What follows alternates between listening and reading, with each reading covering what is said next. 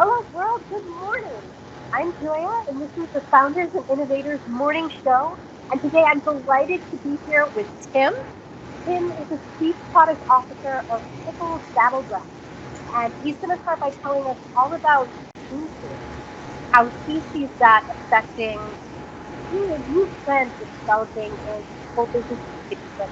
So tell us more about game theory and why you think it's so important for everybody to know.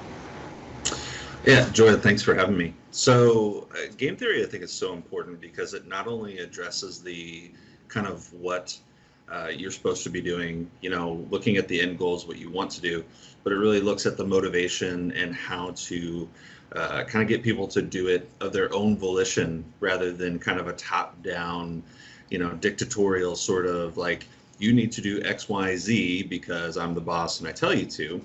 But if you really think about it, if you can find a way to get a person to do something because they want to, or because there's some sort of motivation that they have to do so, whether it be external rewards, kind of feel good, prestige, I'm at the top of the leaderboard type of thing, you got to really understand your players or your people before you can really even sort of decide how you're going to kind of build your culture around that. And so game theory is really, I almost look at it as the art/science of motivation, because really, people have to have fun for them to want to play a game, right? Mm-hmm. I don't understand why business is so much different. There's this kind of really outdated attitude is you do it because you should, or you do it because you have to, but I don't think that really is going to cut it anymore. There's a whole new generation of people that are much more emotionally in tune. They have a lot higher expectations of work and workplace culture, and I think a lot of companies struggle to find that when there's this whole science industry that is in the entertainment industry that has really gone over this and figured it out almost to a T already. Mm-hmm. So tell us more about how you got into this, because you have a background in both games and in business. So tell us more about that. So I was a bit of didn't know what I really wanted to do when I was in my late teens, early 20s. I think like most of us. A few people do, but yeah. So I originally went into college thinking I was going to be a music major because, well, I really didn't know what I wanted to do, and I liked playing music. And my advisor said, you're going to do music education. And I was like, okay, I guess. And right then, even then, they were like, this is sort of the fallback. If you don't make it as an actual performer, you're going to fall back to teaching, and which just didn't jive with me. It was sort of taking something I love to do as a hobby and trying to make it into the career was really tough. And so I went and basically dropped out, after a while, because I just decided, I'm paying a lot of money, it's not working. So I went into just the workforce, pay off student loans and all that. This was around 2002, 2003. And basically worked my way up kind of from lowly peon to, manager, mid-level management at 3 separate companies. So I learned kind of how to be the worker bee, as well as how to manage, 30 plus employees with multiple levels of management in between. Mm-hmm. Then 2008 and 2009 happened. Yep. And got laid off and was just rudderless. And so I decided to go ahead and go back to school. My wife, greatest woman in the world, super supportive. She's like, I hate seeing you go into job after job that you end up not, liking, you end up hating. And so I went back to school for game and simulation development. So went through that in 4 years, had 2 kids during school. I don't know what I was thinking, but it was kind of like life can't really stop, And so from there, I went to, after graduation, I went to Huntsville, Alabama to work for the U.S. Army for a while as a simulation contractor for Army Game Studio. I worked on several different kind of sims, like actual big vehicle simulators, weapon simulators, all that kind of stuff. And, that was kind of my foot in the door. From there, I went to Zynga in Austin and got kind of the really big game company sort of experience, really understanding from, kind of a high level how data collection works. I worked in their casino games division, and you want to talk about a data-driven industry, like that is some of the most magical math I've ever seen. And it's like the math of addiction almost. It's crazy. And then I worked at multiple startups in the Austin area, but unfortunately I got kind of tired of working the 10 to 12 hour days for 8 to 9 months at a stretch. And so and we were kind of missing our family back in the Dallas area, so we moved back. And that's whenever I went in kind of the enterprise realm, because typically the games industry, developers are underpaid, overworked, but it's all based on the fact that the job is amazing. They really take advantage of the fact that people just absolutely love their work and really just kind of work them to the bone. Now things are starting to get better. People are starting to unionize. Things are moving in the right direction. But one thing that enterprise business really has that the games industry still hasn't found is they have very strict kind of, they're not laws per se, but they're sort of like traditions. It's, hey, we're going to have a work-life balance. That's not just out of the question. And so I worked at a couple places in the Dallas area, kind of doing just enterprise software. One, I developed like a mini CRM for a data sciences kind of company. And then I worked at kind of a direct selling back-end e-commerce company for a while.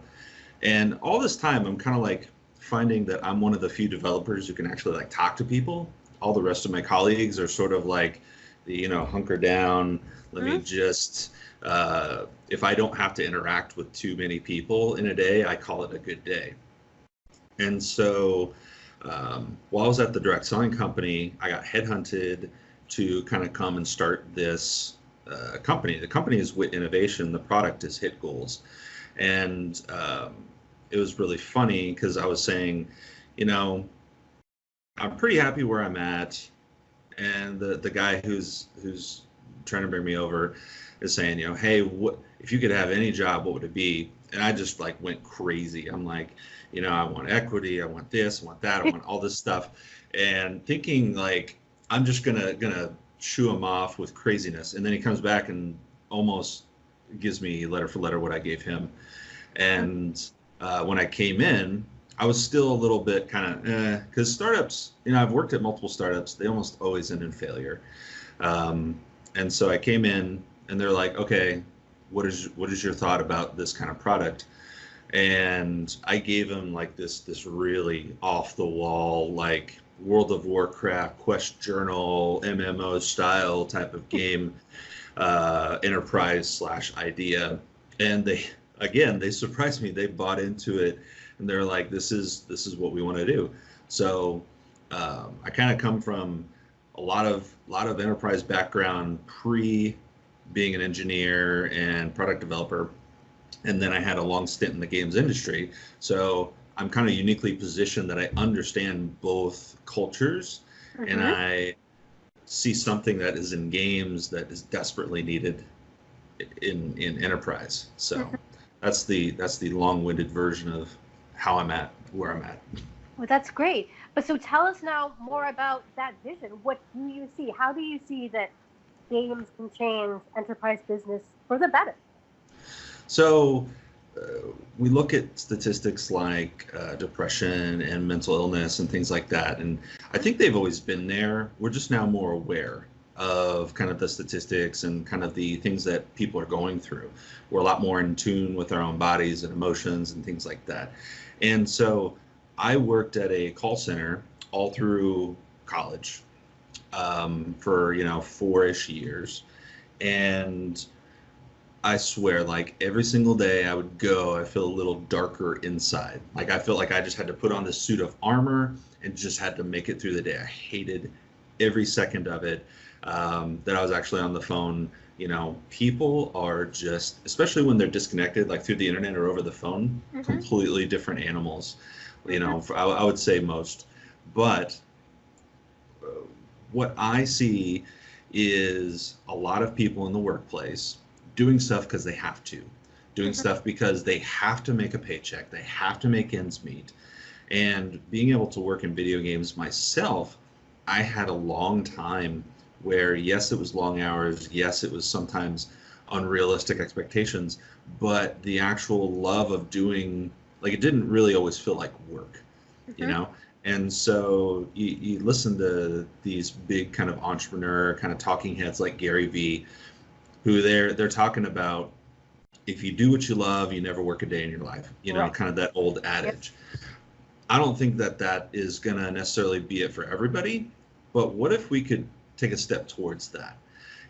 What if you could actually have everything that you do in a day are considered like game mechanics, like in a video game. Let's take World of Warcraft, because I mean it's big in the news lately. Just released vanilla WoW back into the wild officially, and the idea is you go and you collect wolf pelts, and then you come back and you complete the quests.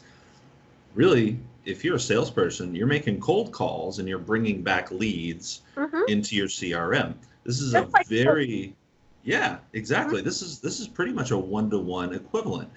And if you're really paying attention, you can find things that you do on a daily basis that are going to align to different game mechanics, because really it's sort of like they built the games around things that people don't normally do. Like most people are not hunters going to go out and collect some wolf pelts.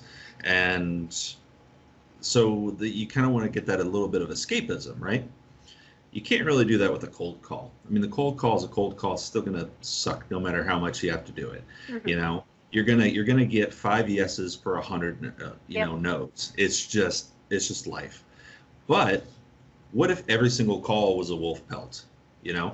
You could feel that progress, and you could see this kind of progress meter going up. You could be building energy kind of in this game to be able to take different actions. You could be slaying monsters. You could be buying a new cool sword. You could get an Amazon gift card via the eShop. Like there are multiple ways to motivate people all within this kind of one medium that I think if you can just bring a little bit of joy, and gamification it came in super hot and fizzled out real quick, right? Back a few years back. But I think what happened is just people didn't go far enough, or they didn't come at it from the right direction. I'm coming at it from the game going towards the business, rather than being a business developer and trying to incorporate one or two game mechanics that honestly, the current gamification trends are rewarding things that are already rewarded. So it's the end result. So how many sales did you get? Well, if you're in sales, you probably got commissions. How many fixes did you get? How many, widgets did you make?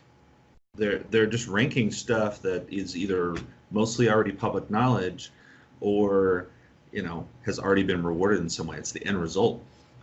The idea of momentum isn't even brought into it. The idea of progression isn't brought into it. So games have a way of getting more difficult as you play, and as you get more experienced, achieving what's called flow. Now, for those not familiar with the term of flow, it's just kind of think of it, whenever you're so into something, you lose time. You blink and 2 hours have passed. That's whenever you have the perfect kind of curve of challenge to capability or experience. And so what we're trying to do by introducing a lot more game mechanics into the business world is to help people achieve that flow, and to really, I mean, when you're in flow, you're more productive, you're more satisfied, just all these really good benefits, and ultimately you're a better employee. Also, gamification has to kind of amplify an existing signal. You're not going to motivate with a game the people who are completely checked out and hate life every day that they're there. It's, you may catch 1% of those, but it's really like the 60 middle percent, because you're going to have that 20% at the top that's always performing. You're going to have kind of that 60% in the middle that are kind of like, yeah, I could take it or leave it. But then you're going to have that kind of bottom 20% that are just like, there's nothing you could do to make me love this job. So we're kind of aiming at that 60% there to try to bring a bit of joy, to try to make the day more bearable, to give them smaller incremental rewards for all of these different things that usually aren't rewarded with progress, with experience, with levels, with, all this different stuff. No, I love that. And I absolutely agree with what you're saying. I think more people really should be looking at all the research on flow. Mihai Csikszentmihalyi, who wrote the groundbreaking work on flow. I love Stephen Kotler, who's become a great scientist of flow, the Rise of Superman book. But you had a great book that you wanted to recommend me. So we're almost out of time, but tell me just a little bit about this book, because I haven't read it yet. So it's A Theory of Fun by Ralph Koster. He is one of the people that worked on one of the original MMOs, the first 3D MMO, EverQuest. And what he really does is he examines the motivations of people. And so there's a lot about kind of extrinsic versus intrinsic motivation and how to tap into intrinsic motivation more. I think that's like, when I originally read it, that was the thing I took away the most, is whenever you give people that sort of feel good response, or you challenge them to get to this kind of challenge point, and maybe they have to try it 2 or 3 times before they get it. Each time that they fail, if it feels fair, and if they can see why they failed, then when they do conquer it, the rewards are all that more. So having that kind of gradual slope, talking about kind of progression, I mean, all the stuff that I'm talking about with game theory, a lot of it is coming from that book. It's an absolutely fantastic read. They just released the 10th anniversary edition with some updates and some extra footnotes and stuff from Raph. Got to meet him a couple times at like game developer conferences in the past. He is just one of the most kind of in tune with the player kind of developers that I've ever seen and ever heard talk about. I can't really recommend that highly enough, because anybody who wants to understand not just the basics, but actually have actionable tools to kind of take away and be able to directly apply, I think every manager should read this book. And then I would challenge anybody to just take one concept and kind of implement it into their work. You don't have to have a specific gamification solution built for you. Games are not just digital media. They're not just board games. You can create games just in your daily stuff. Now, granted, it's nice to have a piece of software, a little mobile app or a cool game on the computer, but you can't go from 0 to 100. You got to take, it's kind of like, again, momentum. Take those little baby steps, because there's no one size fits all sort of game solution for every company.